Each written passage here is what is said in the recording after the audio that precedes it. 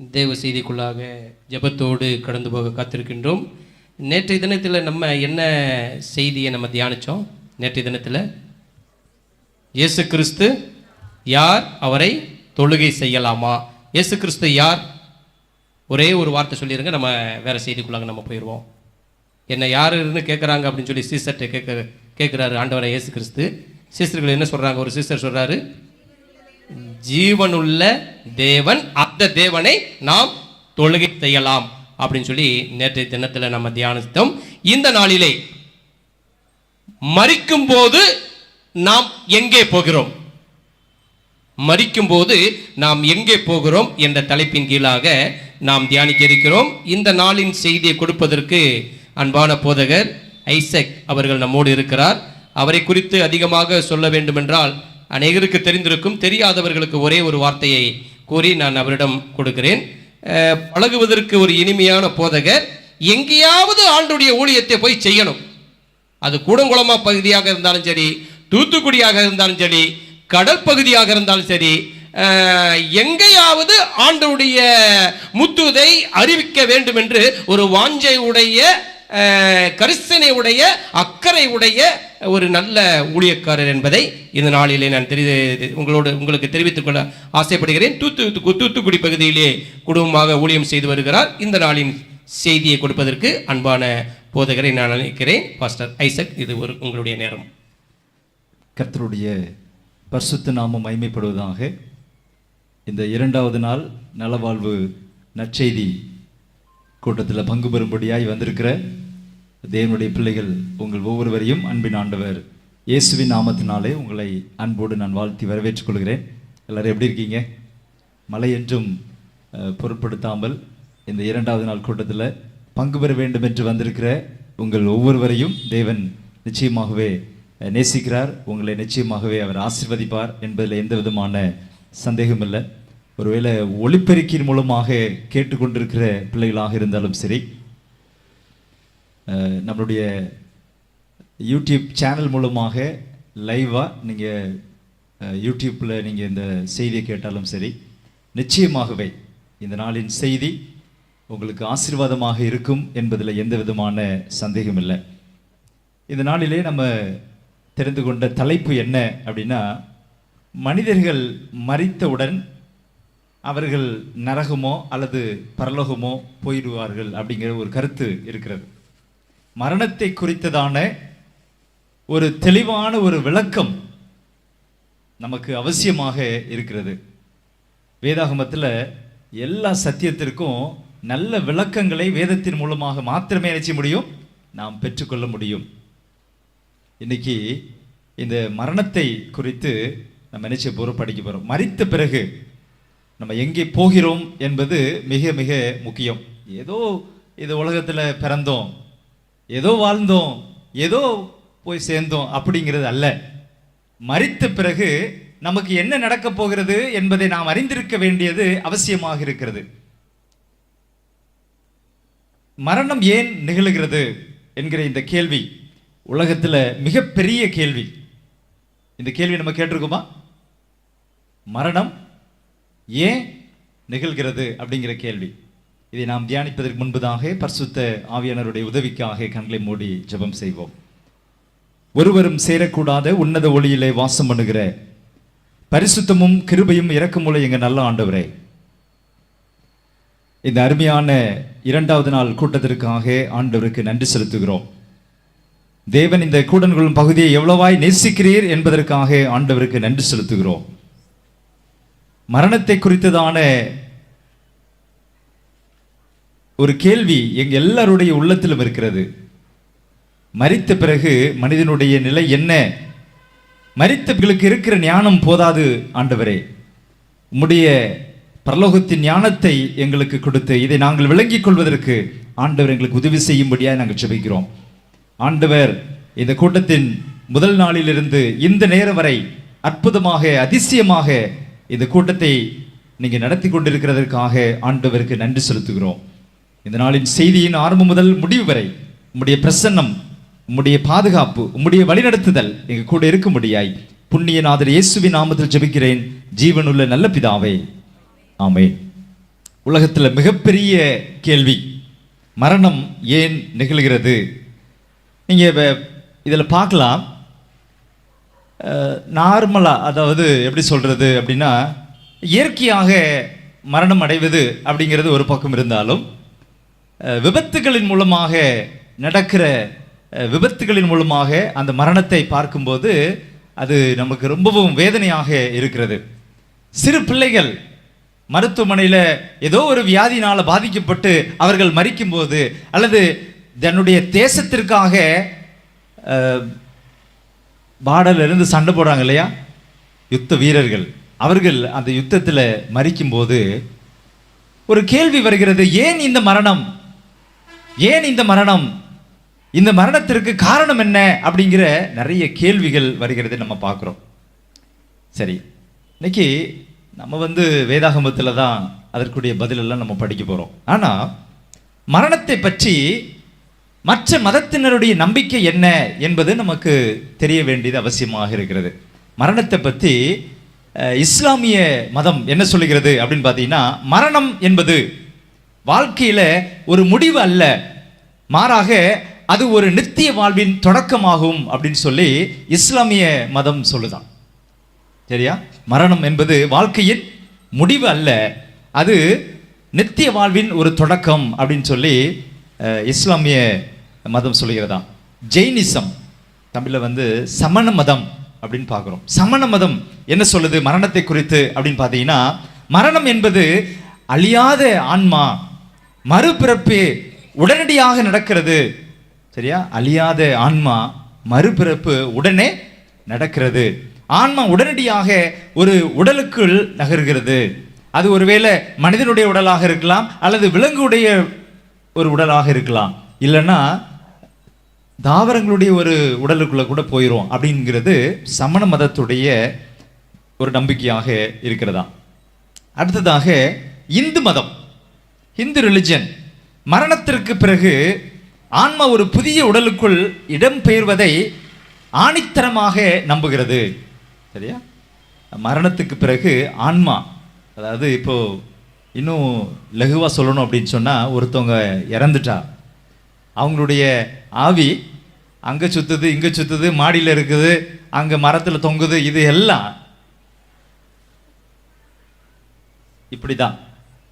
நிறைய மதங்களுடைய கோட்பாடுகள் எல்லாம் நம்மளுடைய கலாச்சாரத்தில் கலந்து காணப்படுகிறது. சரியா? சரி, இது எல்லாம் மற்ற மதங்களை குறித்து நம்ம படித்தோம். கிறிஸ்தவ மதம் அல்லது கிறிஸ்தவ மார்க்கம் என்ன சொல்லுகிறது அப்படின்னு பார்த்தீங்கன்னா, மரணத்திற்கு பிறகு ஒரு விசுவாசியுடைய ஆன்மா பரலோகத்திற்கோ நரகத்துக்கோ போகிறது என நம்புகிறார்கள். கிறிஸ்தவ ஒரு நம்பிக்கை அதுவாக இருக்கிறது. மரணத்தை குறித்து இப்படி பல மதங்கள் பலவிதமான கருத்துக்களை சொன்னாலும், இந்த கருத்துக்களை ஏற்றுக்கொள்ளலாமா? கிறிஸ்தவ மதம் இப்படி தான் சொல்லுது. அப்போ அவங்க நல்லவங்களா இருந்து மரிச்சிருந்தா உடனே எங்கே போயிடுவாங்க? பரலோகத்துக்கு போயிடுவாங்க. கெட்டவங்களா இருந்து மரிச்சா உடனே நரகத்துக்கு போயிடுவாங்க. அப்படி என்பது ஒரு பொதுவான ஒரு நம்பிக்கையாக இருந்தாலும், அது உண்மையா என்பதை வேதத்தின் வாயிலாக நாம் என்ன செய்ய வேண்டும்? படிக்க வேண்டும். அதுக்கு தான் நம்ம வந்திருக்கிறோம். சரியா? அப்போ மரணத்தை குறித்து வேதம் என்ன சொல்லுகிறது என்பது மிக மிக முக்கியம். அவங்க என்ன சொன்னாங்க, இவங்க என்ன சொன்னாங்க அப்படிங்கிறதெல்லாம் முக்கியம் அல்ல. வேதம் மரணத்தை குறித்து என்ன சொல்லுகிறது? வேதம் சொல்லுகிறது, பாவத்தின் பலன் மரணம்.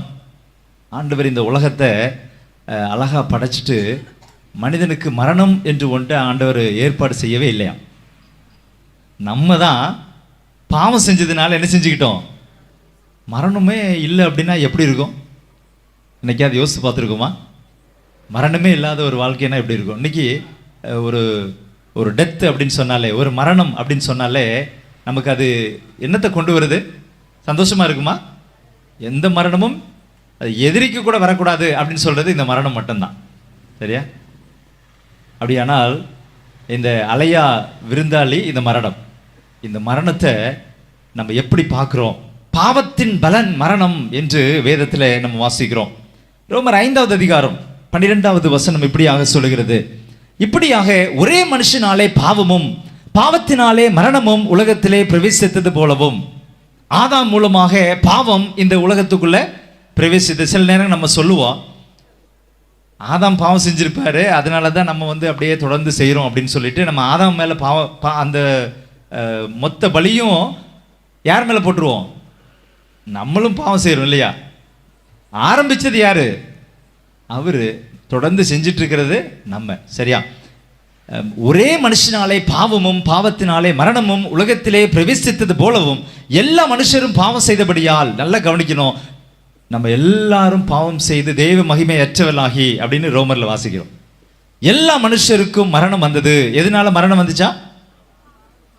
எல்லாரும் பாவம் செஞ்சதுனால மரணம் வந்தது என்று வேதத்தில் வாசிக்கிறோம். ரோமர் 6வது அதிகாரம் 23வது வசனத்துல பாவத்தின் சம்பளம் மரணம், பாவத்தின் சம்பளம் மரணம். தொடர்ந்து நம்ம பார்க்கும்போது 89வது சங்கீதத்தில் 48வது வாக்கியம் சொல்கிறது, மரணத்தை காணாமல் உயிரோடு இருப்பவன் யார் அப்படின்னு ஒரு கேள்வி. இல்லை எனக்கு மரணமே வேண்டாம் அப்படின்னு சொல்ல முடியுமா அப்படின்னா இங்க ஒரு கேள்வி கேட்க, மரணத்தை காணாமல் உயிரோடு இருப்பவன் யார்? தன் ஆத்மாவை பாதாள வல்லடிக்கு விலக்கி விடுகிறவன் யார் அப்படின்னா என்ன அர்த்தம் அப்படின்னா ஒருத்தரும் இல்லை. எனக்கு நான் விரும்பினாலும் விரும்பாவிட்டாலும் எப்படி பிறப்போ அதே மாதிரி இறப்பு எனக்கு நிச்சயமாக உண்டு. மரணத்தை குறித்து நம்ம அறிந்திருக்க வேண்டும். பாவத்தின் பலன் மரணம். எல்லாருக்கும் மரணம் வருகிறது, ஏன்னா எல்லாரும் பாவம் செஞ்சிருக்கிறோம். மரணத்தை தடுக்க எந்த அதிகாரமும் இல்லை அப்படின்னு பார்க்கிறோம். பிரசங்கி 8வது அதிகாரம் 8வது வசனத்துல, ஆவியை விடாதிருக்கிறதற்கு ஆவியின் மேல் ஒரு மனுஷனுக்கும் அதிகாரம் இல்லை.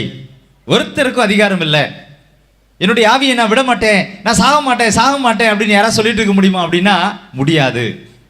மரணம் எல்லாருக்குமே வரும்.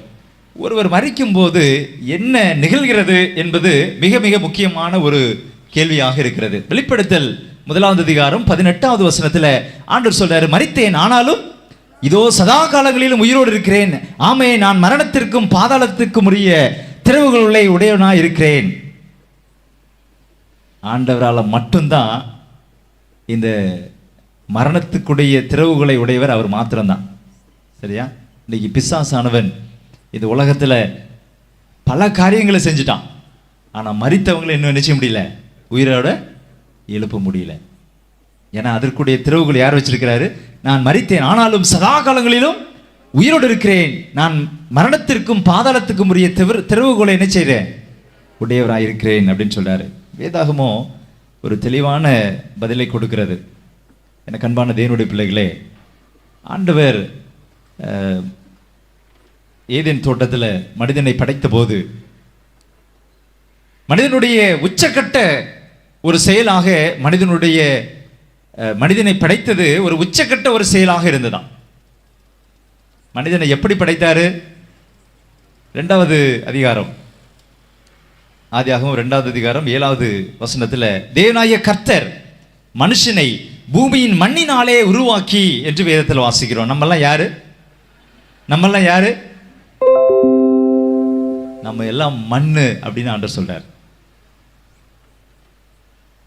தேவனாகிய கர்த்தர் மனுஷனை பூமியின் மண்ணினாலே உருவாக்கி ஜீவ சுவாசத்தை அவன் நாசியிலே ஊதினார், மனுஷன் ஜீவாத்மாவானான். ஆண்டவருடைய படைப்புல உச்சகட்டம் மனிதனை படைத்ததான். ஏன்னா ஆண்டவர் பார்த்து பார்த்து நம்மளை என்ன செஞ்சிருக்காரு? படைச்சிருக்கிறார். நம்மளை எவ்வளவு நேசிக்கிறாரு. கடவுளுடைய சாயலில் படைக்கப்பட்ட ஒரு மனிதர்கள் தான் நம்ம எல்லாருமே.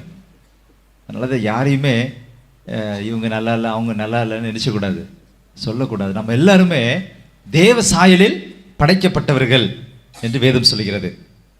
ஆதாமை குறித்து நான் படித்து கொண்டிருந்த போது, ஆதாமை ஆண்டவர் படைக்கும் போது நல்ல உயரமான ஒரு அழகான சரீரம் கொண்டவராக ஆதாம் இருந்தாராம். இப்போ என்னுடைய வளர்த்திக்கு அப்படியே டபுள் மடங்கு 2 மடங்கு உயரமா இருப்பாரா ஆதாம். நல்ல சிவந்த மேனி உடையவராக அப்படி ஆண்டவர் அழகாக மனிதனை படைத்தார். காரணம் என்ன அப்படின்னா ஆண்டவர் நம்மளை அதிகமாக நேசிக்கிறார்.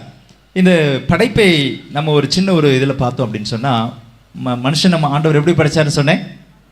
மண்ணினாலே படைத்தார். மண், சரியா? அதுக்கப்புறம் கூட்டல் போட்டு அதுக்கப்புறம் என்ன செஞ்சுச்சு? மண்ணையும், வெறும் மண்ணு, சரியா, ஆண்டவர் மண்ணை எடுத்து அந்த மண்ணினாலே மனிதனை உருவாக்கி அவருடைய ஆவியை கொடுக்குறாரு. ஆவியை கொடுத்தோடனே மனுஷன் என்ன செஞ்சான்? ஜீவ ஆத்மவானான். நம்ம வாழ்வது, நம்ம உயிரோடு நடப்பது, வேலை செய்வது எல்லாமே ஆண்டவர் கொடுத்த ஆவி, ஆண்டவர் கொடுத்த சுவாசம். இன்னைக்கு ஆவி அப்படின்னு என்ன நினைச்சுறாங்க? ஆவி அது அசுத்த ஆவி, அது அது பேய் பிசாசு அப்படின்னு சொல்லி என்ன செய்கிறோம்? ஆவி மார்க்கத்துக்குள்ளாக சாத்தான் என்ன செய்கிறான்? மக்களை வழிநடத்துவதை நாம் பார்க்கிறோம். ஆண்டவர் கொடுத்த சுவாசம், சரியா, பூமியின் மூலப்பொருட்கள் முதல்ல நம்ம பார்த்தோம் இல்லையா, அதே தான் மண்ணு. பூமியிலிருந்து ஆண்டவர் அந்த மூலப்பொருட்களை எடுக்கிறாரு. அப்புறம் என்ன செஞ்சாங்க? ஆண்டவருடைய சுவாசத்தை கொடுக்காங்க. மனுஷன் என்ன செஞ்சான்? ஜீவ ஆத்மாவானா. இன்னைக்கு இந்த விளக்கம் தெரியாம தான் என்ன செய்யறான்? மனுஷன் குரங்குலேருந்து வந்தாங்கிறா, எலியிலேருந்து வந்தாங்கிற, என்னத்தெல்லாம் சொல்றானோ தெரியாது. அன்பான தேவனுடைய பிள்ளைகளே, வேதாகமம் என்ன சொல்லுகிறதோ அதை தான் நாம் என்ன செய்ய வேண்டும்? ஏற்றுக்கொள்ள வேண்டும். அது மாத்திரம்தான் உண்மை. மனிதர்கள் சொல்லுகிற கருத்து அல்ல, வேதத்தில் ஆண்டவர் எழுதி வைத்திருக்கிற கருத்து தான் உண்மையானது. மரணம் என்பது சிருஷ்டிப்பின் தலைகீழ் செயல். ஏன்னா அது ஆண்டவருடைய லிஸ்ட்லேயே கிடையாது. நம்ம பாவம் செஞ்சதுனால மரணம் வந்தது என்று வேதத்தில் வாசிக்கிறோம். பிரசங்கி 12வது அதிகாரம் 7வது வசனத்தில், இவ்விதமாய் மண்ணானது தான் முன்னிருந்த பூமிக்கு திரும்பி ஆவி தன்னை தந்த தேவனிடத்திற்கு மறுபடியும் போகாததற்கு முன்னும் சிருஷ்டிகரை நாம் என்ன செய்ய வேண்டும்? நினைக்கணும். அப்படின்னா நம்ம சாவறதுக்கு முன்பதாக நம்ம மண்ணிலிருந்து எடுக்கப்பட்டோம். எங்கே தான் போவோம்? யாரையாவது ரொம்ப பெரிய கோடீஸ்வரராக இருக்காரு அப்படின்னு சொல்லி வானத்தில் அடக்கம் பண்ணியிருக்காங்களா? இல்லை. எங்கே தான் அடக்கம் பண்ணணும்? சொல்லுவாங்க இல்லையா, ஆடுற ஆட்டம்லாம் ஆடிக்க கடைசியில் எங்கே தான் போனோம்? மண்ணுக்குள்ளே தான் போனோம் அப்படின்னு சொல்லுவாங்க இல்லையா. அப்படியானால் மண்ணானது தான் முன்னிருந்த பூமிக்கு திரும்பி ஆவி தன்னை தந்த தேவனிடத்திற்கு மறுபடியும் போகாததற்கு முன்னே அவரை நாம் என்ன செய்ய வேண்டும்? நோக்கி பார்க்க வேண்டும். இன்னைக்கு மனுஷர்களை பெரிய ஒரு காரியமாக பார்க்கறத நம்ம நிறைய இடங்களில் பார்க்குறோம் இல்லையா. மனிதர்களை ஒரு பெரிய காரியமாக, பிரபுக்களையும் ரட்சிக்க திராணி இல்லாத மனுப்புத்திரரையும் நம்பாதேயுங்கள் அப்படின்னு சங்கீதத்தில் ஆண்டவர் எழுதி வைத்திருக்கிறார். ஏன் அப்படின்னு பார்த்தீங்கன்னா, அந்த மனுஷனுடைய ஆவி, அவனுடைய ஆவி என்ன செய்யும்? பிரியும். அவன் தன் மண்ணுக்கு திரும்புவான். அந்நாளிலே அவன் யோசனைகள், உயிரோடு இருக்கும்போது பல விஷயங்களை பேசலாம். அவங்க பிரபுவாக இருக்கலாம், ராஜாவாக இருக்கலாம், தலைவராக இருக்கலாம், கோடீஸ்வரனாக கூட இருந்துட்டு போகலாம். ஆனால் மரித்த பிறகு நம்ம எல்லாருமே மண்ணுக்குள்ளே தான் போவோம் அப்படின்னு சொல்லி வேதாகமம் ஆணித்தரமாக பேசுகிறது. பூமியின் மூலப்பொருட்கள் சுவாசம். பூமியின் மூலப்பொருட்கள் இருந்து அந்த சுவாசத்தை மைனஸ் பண்ண என்ன கிடைக்குது? ஒரு செத்த சரீரம் தான் கிடைக்குது. சரியா? நம்ம உயிரோடு இருக்கும்போது மட்டும்தான் நம்மளை என்னன்னு சொல்லுவோம்? நம்ம உயிரோடு இருக்கும்போது தான் என்ன சொல்லுவோம்? அவன், இவன், அவங்க, இவங்க, தலைவர், பேரெல்லாம் சொல்லுவோம் இல்லையா. உயிர் போயிருச்சு அப்படின்னு நாடியெல்லாம் பிடிச்சு பார்த்து அவர் இறந்து போயிட்டாரு அப்படின்னு சொன்னால் அதுக்கப்புறம் என்ன சொல்லுவாங்க? பாடியை எப்போ எடுப்பீங்க? யோசித்து பாருங்க. அவ்வளோதாங்க. உயிரோடு இருக்கும்போது நல்ல தீர்மானங்கள் எடுக்க வேண்டும். என்னைக்கு சாவு வரும்னு நமக்கு தெரியுமா? சந்தோஷமான ஒரு கூட்டத்தில் நம்ம கலந்து கொள்வதற்கு ரொம்ப பிரயாசப்படுகிறோம் இல்லையா. சாவு வீடுனா குடும்பத்தில் ஒருத்தர் அனுப்பி விட்ருவோம், கல்யாண வீடுனா குடும்பமாக போயிடுவோம். உண்மையா இல்லையா? இப்போ இருக்கிற தலைமுறையெல்லாம் என்னன்னு தெரியல, போவாங்களா அதெல்லாம் பரவாயில்ல, நான் நல்லா விசாரிச்சுக்கிறேன் அப்படின்னு சொல்லி விட்டுருவோம். ஆனால் கழிப்பு வீட்டுக்கு போவதை காட்டிலும் துக்க வீட்டுக்கு போவது நலம் என்று வேதம் சொல்லுகிறது. அது சொல்லிட்டு அதுக்கு பதில் கொடுத்துருக்கு. எதுக்குன்னு சொல்லி, எதுக்கு? அங்கே தான் எல்லாருடைய முடிவு இருக்குது. சரியா? இப்போ மரணத்தை குறித்து நாம் அறிந்து கொள்ள வேண்டியது அவசியமாக இருக்கிறது. மரணத்தில் மனிதனுடைய நிலை என்ன? உங்களுடைய கருத்துக்களை சொல்லுங்களேன். கொஞ்சம் பேருக்கு தெரியும், கொஞ்சம் பேருக்கு ஒருவேளை குழப்பமாக இருக்கலாம். மரித்த உடனே மனிதனுடைய நிலை என்ன என்பதுதான் இந்த செய்தியுடைய முக்கியமான ஒரு கருப்பொருள். ஒருத்தவங்க மரித்த உடனே அவங்களுடைய நிலை என்ன அப்படின்னு பார்த்தீங்கன்னா, வேதத்தில் இருந்தால் நம்ம படிக்க போகிறோம். சரியா? 146வது சங்கீதம் 4வது வாக்கியத்தில், அவனுடைய ஆவி பிரியும், அவன் தன் மண்ணுக்கு திரும்புவான், அந்நாளிலே அவன் யோசனைகள் அழிந்து போகும். மனுஷன் மரித்த உடனே அவனுடைய யோசனைகள் எல்லாம் அழிந்து போகும் இல்லையா? பல காரியங்களை யோசிச்சிருப்போம். பல விஷயங்களை செய்யணும்னு நினச்சிருப்போம். ஆனால் அவன் மரித்து போன உடனே அவனுடைய யோசனைகள் எல்லாம் அழிந்து போகும் என்று வேதம் சொல்கிறது. பிரசங்கி 9வது அதிகாரம் 5வது வசனத்தில், உயிரோடு இருக்கிறவர்கள் தாங்கள் மரிப்பதை அறிவார்கள், மரித்தவர்கள் ஒன்றும் அறியார்கள். மரித்தவர்களுக்கு ஒன்றும் தெரியாது. சில இடங்களில் பார்த்தீங்கன்னா மாலை போடுறதில்ல அல்லது சில சடங்கு செய்கிறதில்ல, அந்த சவப்பெட்டி எடுக்கிறதில்ல அல்லது குழி எடுக்கிறதில்ல, கல்றை கட்டுறதில்ல, இடத்துல எல்லாம் பயங்கர சண்டையும் ஒரே குழப்பமாக இருக்கும். ஆனால் உயிரோடு இருக்கும்போது என்ன செய்ய மாட்டாங்க, அந்த நபருக்கு ஒருவேளை சாப்பாடு கொடுக்க மாட்டாங்க. ஆனால் கடைசியில் அது மோசமான ஒரு சூழ்நிலையாக முடிகிறத பார்த்துருக்குறோம். உயிரோடு இருக்கிறவர்கள் தாங்கள் மரிப்பதை அறிவார்களே, மரித்தவர்கள் ஒன்றும் அறியார்கள். அவருடைய யோசனைகள் அழிந்து போவோம், அவங்களுக்கு ஒன்றும் தெரியாது அப்படின்னு வேதத்தில் வாசிக்கிறோம். தொடர்ந்து வாசிக்கும்போது, இனி அவர்களுக்கு ஒரு பலனும் இல்லை, அவர்கள் பேர் முதலாய் மறக்கப்பட்டு இருக்கிறது, அவர்கள் சிநேகமும் அவர்கள் பகையும் அவர்கள் பொறாமையும் எல்லாம் ஒளிந்து போயிற்று. உண்மையா இல்லையா? 2018 எங்கள் அப்பா இறந்து போனாங்க. அப்போ நான் நினச்சேன், இப்போ இறந்துட்டாங்க, கரெக்டாக ஏப்ரல் 1ஆம் தேதி இறந்தாங்க.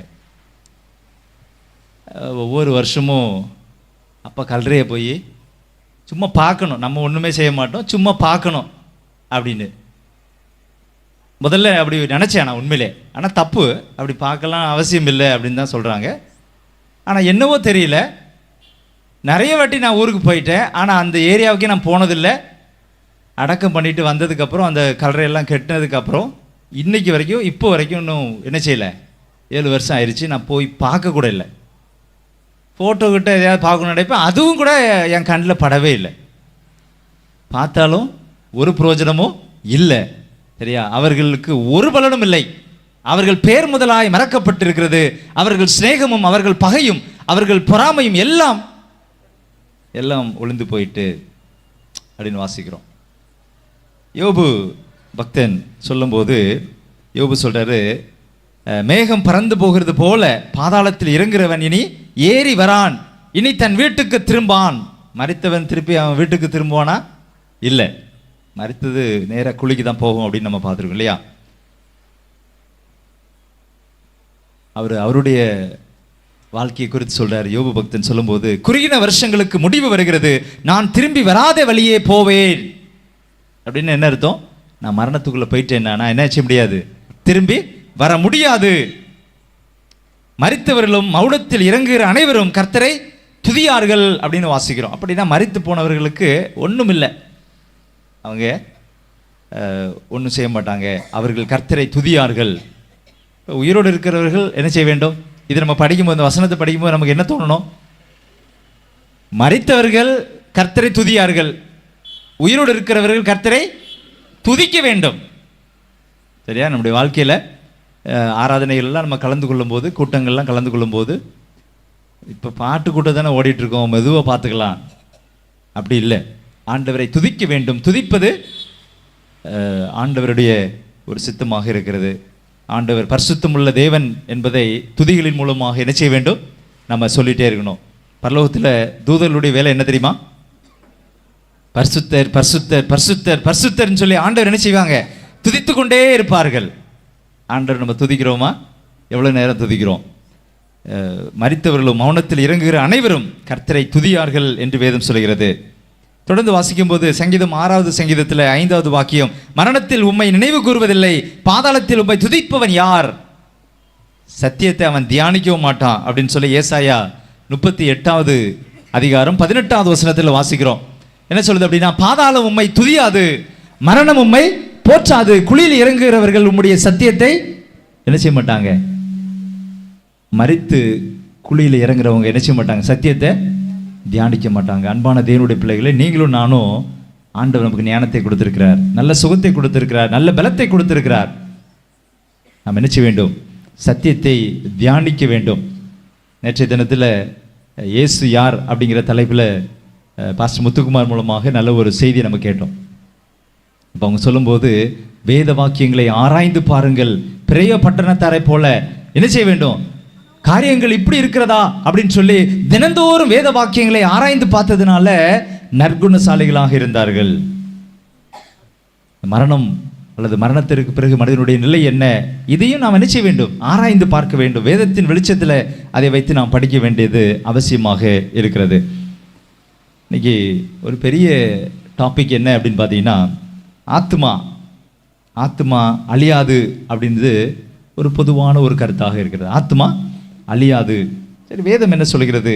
ஆத்மா அழியாதுன்னு சொல்றாங்களே, வேதம் என்ன சொல்லுது அப்படின்னு பார்த்தீங்கன்னா, எசேக்கியேல் 18வது அதிகாரம் 4வது வசனம் என்ன சொல்லுது அப்படின்னா, பாவம் செய்கிற ஆத்மாவே சாகும். பாவம் செய்கிற ஆத்மாவே சாகும்.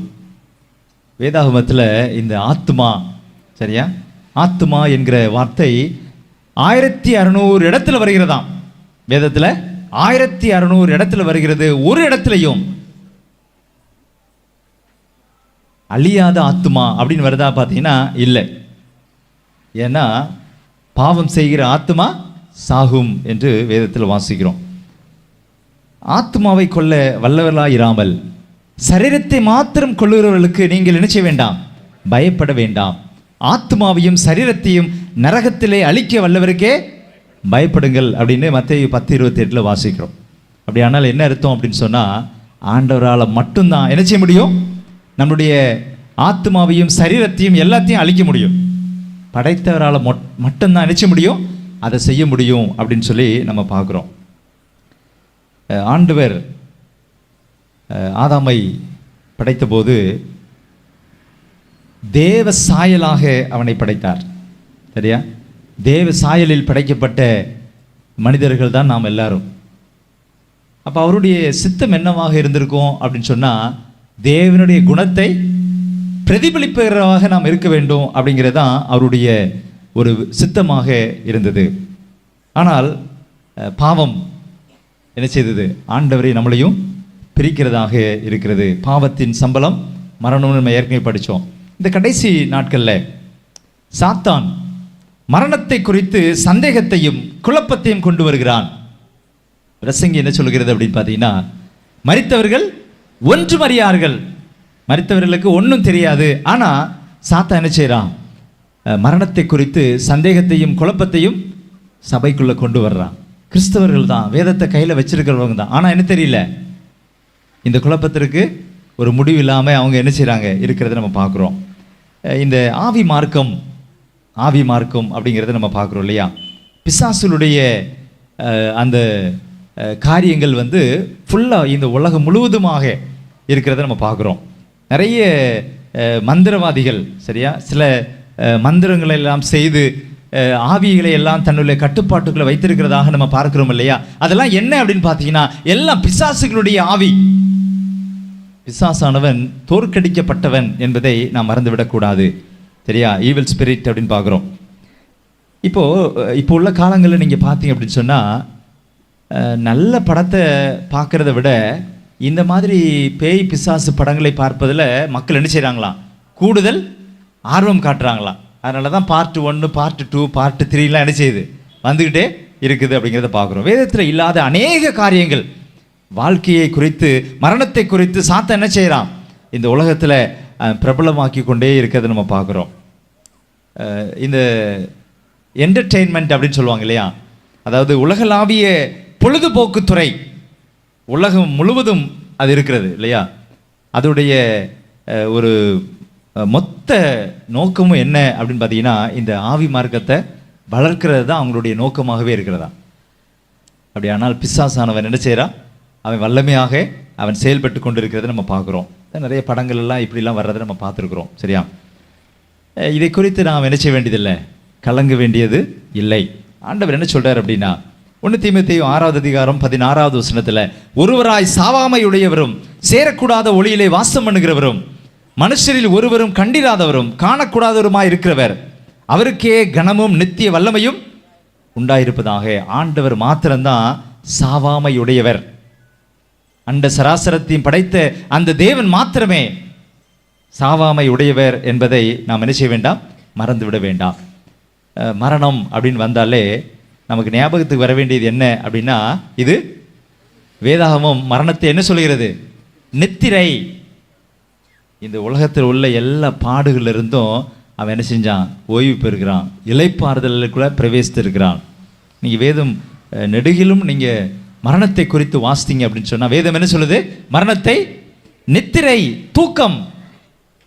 சரியா? அப்படி ஆனால் ஆண்டவர் வரும்போது நித்திரையாக இருக்கிறவங்களை என்ன செய்வார்? உயிரோடு எழுப்புவார்.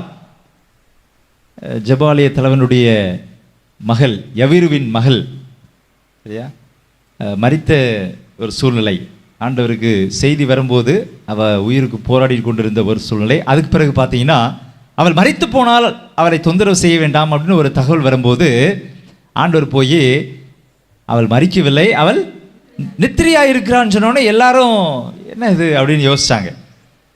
ஆண்டவர் ஆனால் அந்த மரித்த அந்த மகளை ஆண்டவர் உயிரோடு எழுப்பினார் அப்படின்னு சொல்லி நம்ம பார்க்குறோம்.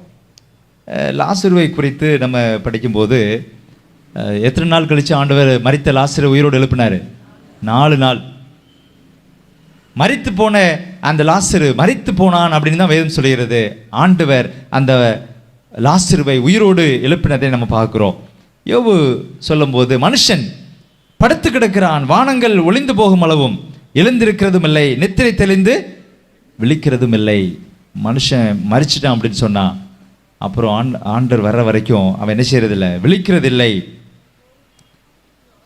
லாசருடைய மரணத்தை நாம் தியானிக்கும் போது யோவான் 11வது அதிகாரத்தில் முதல்ல அவர் சீசரிடத்தில் சொல்றார், நம்முடைய சிநேகிதராகிய லாசரு நித்திரை அடைந்திருக்கிறான், நான் அவனை எழுப்ப போகிறேன்.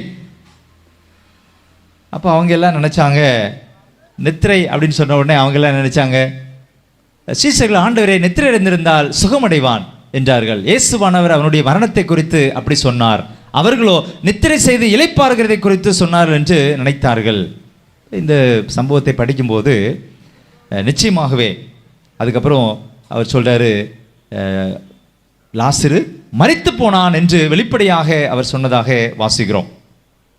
இந்த லாசருடைய சம்பவத்தை நாம் தியானிக்கும் போது மார்த்தாள் லாசருடைய சகோதரி இல்லையா, தன்னுடைய சகோதரன் மரித்து போனான் என்பது ரொம்ப வேகலமான ஒரு சூழ்நிலை தான். ஏன்னா ஆண்டவர் இந்த குடும்பத்து மேலே அன்பு வைத்திருந்தார் என்று வாசிக்கிறோம். யோவான் 11வது அதிகாரம் 21வது வசனத்தில் மார்த்தாள் இயேசுவினிடத்தில் ஆண்டவரே, நீர் இங்கே இருந்தீரானால் என் சகோதரன் மரிக்க மாட்டான். ஆண்டவர் என்ன சொன்னார் அப்படின்னா, உன் சகோதரன் உயிர் தெழுந்திருப்பான் அப்படின்னு சொல்றாரு. ஆண்டவர் என்ன சொல்றாரு? உன் சகோதரன் உயிர் தெழுந்திருப்பான், நீ கவலைப்படாத, அவன் உயிர் தெழுந்திருப்பான். அப்ப மார்த்தா சொல்றாங்க, உயிர்த்தெழுதல் நடக்கும் கடைசி நாளில் அவனும் உயிர் தெழுந்திருப்பான் என்று அறிந்திருக்கிறேன். என்ன சொன்னாரா? ஆண்டவருடைய வருகையில் உயிர்த்தெழுதல் நடக்கும்போது அவன் எழுந்திருப்பான். அவங்களுக்கு ஒரு நம்பிக்கை இருந்தது. வேதம் நமக்கு கற்றுக் கொடுக்கிற நம்பிக்கையும் அதுதான். நிச்சயமாகவே கிறிஸ்துவுக்குள் மரிக்கிறவர்கள் என்ன செய்வாங்க? எழுந்திருப்பார்கள் என்கிற ஒரு நம்பிக்கையை ஆண்டவர் என்ன செஞ்சிருக்காரு? வேதத்தில் வைத்திருக்கிறார். பிறகு அந்த அதிகாரத்தில் நம்ம தொடர்ந்து படிக்கும்போது மரித்த லாசரு 4 நாள் ஆயிடுச்சு, இப்போ நாருமே அப்படின்னு சொன்னாங்க. அந்த லாசருவை ஆண்டவர் என்ன செஞ்சாரு? உயிரோடு எழுப்பினார் என்று வேதத்தில் வாசிக்கிறோம். அன்பான தேவனுடைய பிள்ளைகளை, 1 கொரிந்தியர் 15வது அதிகாரம் 20வது வசனத்திலிருந்து 22வது வசனம் வரைக்கும் நாம் வாசித்து பார்க்கும்போது இங்கே சொல்லப்பட்டிருக்கிற ஒரு காரியம், இந்த மரணத்திற்கு இயேசுவானவர் முதற் பலன் ஆனார் என்று வேதத்தில் நம்ம வாசிக்கிறோம். 1 கொரிந்தியர் 15வது அதிகாரம் 1 கொரிந்தியர் 15வது அதிகாரம் 4வது வசனத்தை யாராவது வாசிங்க. அடக்கம் பண்ணப்பட்டு வேத வாக்கியங்களின்படி ஆண்டவர் என்ன செஞ்சாரா? அடக்கம் பண்ணப்பட்டு வேத வாக்கியங்களின்படி 3வது நாள் உயிர்த்தெழுந்தார். நம்முடைய ஆண்டவர் உயிர்த்தெழுந்த ஒரு ஆண்டவர். யாரை நாம் தொழுது கொள்கிறோம்? மரித்த ஒரு ஆண்டவரை அல்ல, மரித்து அவர் சொன்னது மாதிரி 3வது நாள் உயிர்த்தெழுந்த ஆண்டவரை நாம் என்ன செய்கிறோம்? நாம் வணங்கி கொண்டிருக்கிறோம். இந்த மரணத்தை குறித்து நாம் படிக்கும்போது, கர்த்தருக்குள் மரிக்கிறவர்கள் இது முதல் பாக்கியவான்கள் என்று எழுது என்று வேதத்தில் வாசிக்கிறோம். வாழ்றதும் மரிப்பதும் இயற்கையாக இருந்தாலும், ஆனால் மரிக்கும்போது கர்த்தருக்குள் மரிக்கிறவர்கள்தான் பாக்கியவான்கள் என்று வேதம் சொல்லுகிறது. நம்முடைய மரணம் எப்படி இருக்க போகிறது அப்படின்னு சொல்லி நம்ம யோசிக்க வேண்டிய அவசியம் இல்லை. இப்போ ஆண்டவர் கொடுத்திருக்கிற இந்த நாட்களை பிரயோஜனமாக, ஆண்டவருக்கு பிரியமாக, ஆண்டவருக்கு சித்தமானதை செய்து அவருடைய பிள்ளையாக நம்ம இருந்து நம்ம மரித்தோமானால், நம்முடைய குணங்கள்ல என்னென்ன குணங்களை கட்ட வேண்டுமோ அதை எல்லாம் நாம் சரி செய்து அப்படி இருந்து நம்ம மரிச்சோம் அப்படின்னு சொன்னா கர்த்தருக்குள் மரிக்கிறவர்களாக நாம் இருப்போம். அவர்களுக்கு ஆண்டவர் என்ன பலன் கொடுப்பாரு அப்படின்னு பார்த்தீங்கன்னா, 1 தெசலோனிக்கேயர் 4வது அதிகாரம் 16வது 17வது வசனங்களை வாசிக்கும் போது, கர்த்தர் தாமே ஆரவாரத்தோடும் பிரதான தூதனுடைய சத்தத்தோடும் தேவ எக்காலத்தோடும் வானத்திலிருந்து இறங்கி வருவார். ஆண்டுடைய வருகை குறித்து இங்கே சொல்லப்பட்டிருக்கிற நாளை தினத்தில் பொதுகர் சிங்கராயர் அவர்கள் ஆண்டுடைய வருகையை குறித்து அற்புதமான ஒரு செய்தியை கொடுக்க இருக்கிறாங்க. ஆண்டுடைய வருகை இன்னைக்கு நிறைய இடங்கள்ல தவறான உபதேசங்கள் போதிக்கப்பட்டு கொண்டிருக்கிறது. வேதம் சொல்கிறது ஆண்டவர் எப்படி வருவாரா? கர்த்தர் தாமே ஆரவாரத்தோடும் பிரதான தூதருடைய சத்தத்தோடும் தேவ எக்காலத்தோடும் எங்கிருந்து இறங்கி வருவாரா? வானத்திலிருந்து இறங்கி வருவார். அப்பொழுது கிறிஸ்துவுக்குள் மரித்தவர்கள் முதலாவது எழுந்திருப்பார்கள். பின்பு உயிரோடு இருக்கும் நாமும் கர்த்தருக்கு எதிர்கொண்டு போக மேகங்கள் மேல் அவரோடு கூட ஆகாயத்தில் எடுத்துக்கொள்ளப்பட்டு இவ்விதமாய் எப்பொழுதும் கர்த்தருடனே கூட இருப்போம். இதுக்கு தாங்க நம்ம வாழ்ந்துட்டு இருக்கிறோம். இதுக்கு தான் நம்ம என்ன செய்யறோம்? பிரயாசப்பட்டு கொண்டிருக்கிறோம். இதுதான் நம்முடைய லட்சியமாக இருக்கிறது. மரணத்திற்குடைய திறவுகோலை உடைய மெய்யான தேவனை நாம் பின்பற்ற வேண்டியது அவசியமான ஒரு காரியம். மனிதன் எப்படிப்பட்டவன் அப்படின்னா அழியக்கூடியவன். அடுத்து கொஞ்ச நாள் ஆன பிறகு தோண்டி பார்த்தா இப்படி தான் எலும்பு கூட தான் இருப்போம் இல்லையா? மனிதன் அழியக்கூடியவன் என்பதை மறக்க வேண்டாம். இயேசுடைய 2ஆம் வருகையில் ஆண்டவர் நமக்கு கொடுக்க போகிற ஒரு ஈவு என்ன அப்படின்னு பார்த்தீங்கன்னா, அழியாமையை ஒரு ஈவாக ஆண்டவர் என்ன செய்ய போகிறாரு? நமக்கு கொடுக்க போகிறார். இயேசுடைய வருகையில் தான் அது ஆண்டவர் என்ன செய்வார்? நமக்கு தருவார். இந்த ஆத்மா அழியாததா அப்படிங்கிற ஒரு காரியத்தை குறித்து படிக்கும்போது 2 யூகம், சரியா, கெஸ்ஸிங்னு சொல்லுவாங்க இல்லையா, அந்த 2 யூகம் இருக்கிறது. அந்த 2 யூகத்தை நான் உங்களுக்கு சொல்லணும்னு ஆசைப்படுறேன். மனிதர்கள் தங்கள் சொந்த நற்கிரியைகளினாலே தங்களை சுத்தமாக்கி கொள்கிறார்கள் அப்படிங்கிற ஒரு யூகம் இருக்கிறதா? சரியா? அது சரியா அப்படிங்கிறத பார்ப்போம். அது ஒன்று. 2வது ஒரு யூகம் இருக்கிறது. என்ன அப்படின்னு பார்த்தீங்கன்னா, மனிதனுடைய சரீரம் மரணமடைந்த பிறகு அவனுடைய ஆத்மா அழியாததாக நிலை நிற்கிறது அப்படிங்கிற ஒரு யூகம். இந்த 2 யூகமும் வேதத்தின் கீழாக வைத்து பார்க்கும்போது இந்த 2மே தவறான ஒரு யூகமாக இருக்கிறது. தவறானதை தான் உலகம் என்ன செய்கிறது? பின்பற்றி கொண்டிருக்கிறது. அப்படியானால் கிறிஸ்து மேலே நம்ம வைக்கிற அந்த விசுவாசத்தினால தான் நம்ம என்ன செய்கிறோம்? ரட்சிக்கப்படுகிறோம். ஆண்டவர் சொல்றாரு, இன்னைக்கே ரட்சணிய நாள், இன்னைக்கே நல்ல தீர்மானத்தை நாம் எடுக்க வேண்டும், இன்னைக்கே ரட்சணிய நாள் அப்படின்னு சொல்றாரு.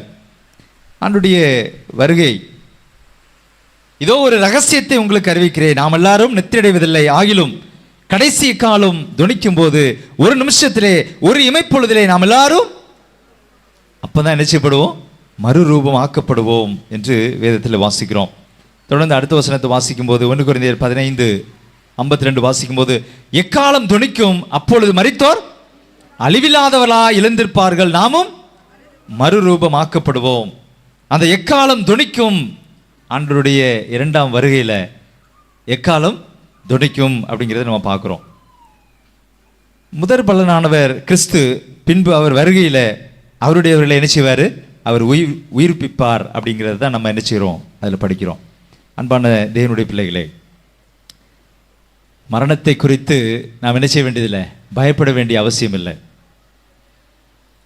மரணம் ஜெயமாக விழுங்கப்பட்டது.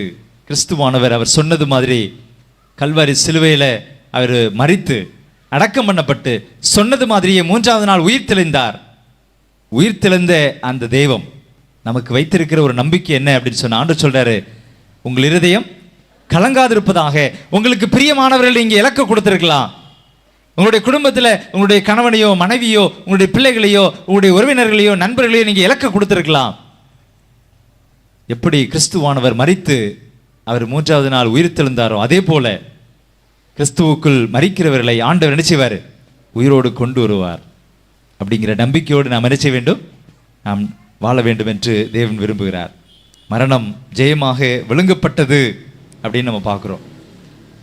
நமக்கு நித்திய வாழ்வா நித்திய மரணமா எது வேணும் அப்படின்னு சொல்லி யார் தான் தீர்மானம் எடுக்கணும்? ஆண்டவர் ஆண்டுடைய பிள்ளைகளுக்கு என்ன செய்வார்? நித்திய வாழ்வை கொடுப்பதற்கு ஆயத்தமாக இருக்கிறார்.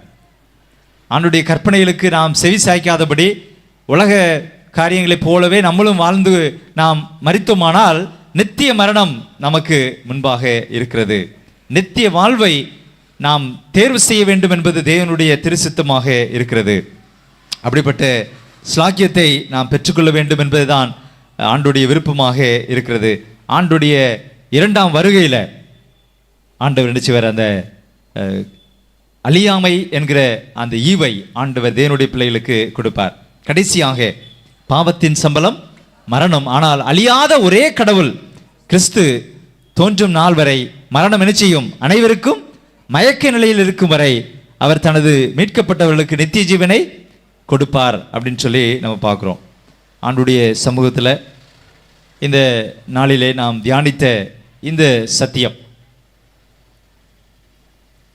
நிச்சயமாகவே உங்களுக்கு பிரயோஜனமாக இருந்திருக்கும் என்று நான் நினைக்கிறேன். மரணத்தை குறித்து நாம் நினைச்ச வேண்டியதில்லை, கலங்க வேண்டியதில்லை. ஆண்டவர் நிச்சயமாகவே அவர் சொன்னது மாதிரி என்ன செய்வார்? 2வது முறை இந்த உலகத்துக்கு வரப்போகிறார். அவர் சொல்லி அவர் 3ஆம் நாள் உயிர்த்தெழுந்தது போல ஆண்டவர் நமக்கு அன்பானவர்களை நம்ம இலக்க கொடுத்திருந்தாலும் அவங்கள பார்ப்போம் அப்படிங்கிற நிச்சயத்தில் நம்ம நினைச்ச வேண்டும். நம்முடைய ஜீவியத்தை நாம் நகர்த்த வேண்டும். அப்படிப்பட்ட ஸ்லாக்கியத்தை ஆண்டவர் நம் அனைவருக்கும் கொடுப்பாராக. ஆமென்.